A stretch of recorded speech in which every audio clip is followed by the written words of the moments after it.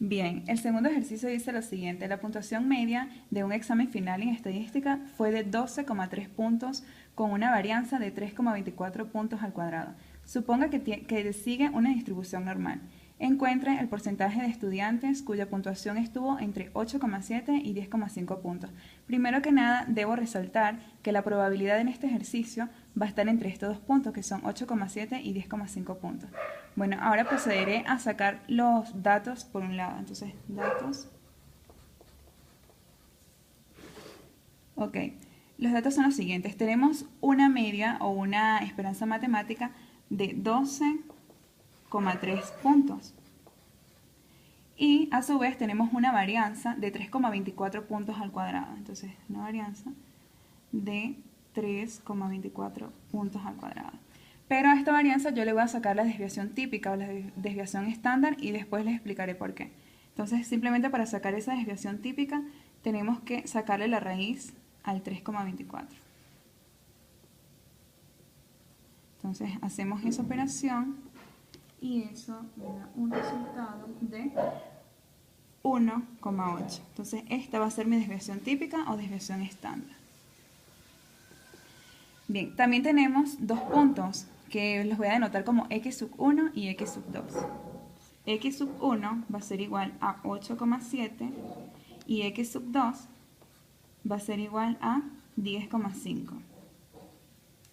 Bien, ahora lo que tengo que hacer es, para poder resolver el ejercicio, o sea, se debe convertir la variable x a una variable tipificada para poder hallar a z y encontrar la probabilidad. Se hace de la siguiente forma. Se aplica una fórmula que dice lo siguiente. Voy a hallar primero a z1.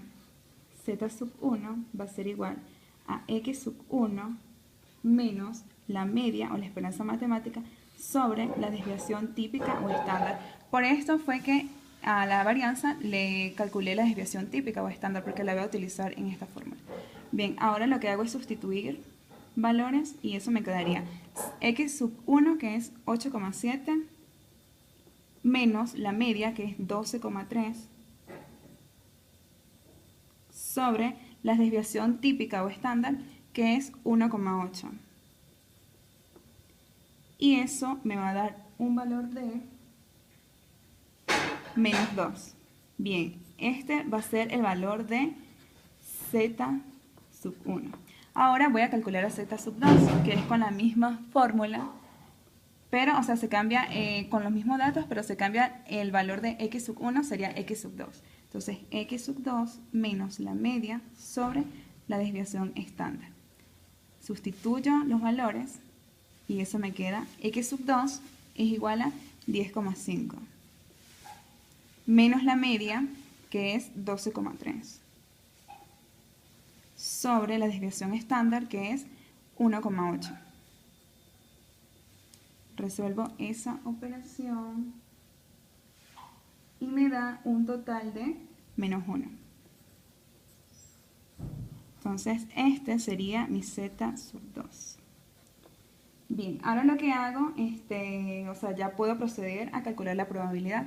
Entonces voy a tener una probabilidad entre dos puntos, que sería de este tipo.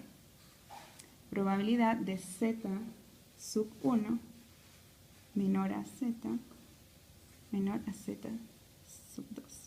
Bien, cuando nos encontramos con una probabilidad de este tipo, o sea que la probabilidad va a estar en el medio de esos dos puntos, la hacemos de la siguiente manera, siguiendo las tres propiedades. Entonces nos vamos a la propiedad número 3, si se dan cuenta, es de la misma forma. Entonces, ahí esta nos dice que eso va a ser igual a la probabilidad de que z sea menor a z2 menos la probabilidad de que z sea menor a z1. Entonces, bien, ahora lo que hacemos es sustituir valores. Entonces, probabilidad de que z sea menor a z2. ¿Pero quién es z2? Menos 1. Menos la probabilidad de que z sea menor a z1. Y z1 es menos 2. Bien, teniendo esto, podemos ir a nuestra tabla de distribución normal y buscar los valores de menos 1 y menos 2. Entonces nos vamos a la tabla, específicamente en los valores negativos, y buscamos primero a z sub 2, que es menos 1. Entonces nos vamos a menos 1,0, la columna de menos 1,0, y en la siguiente columna, a la columna donde está la décima 0, 0, 0.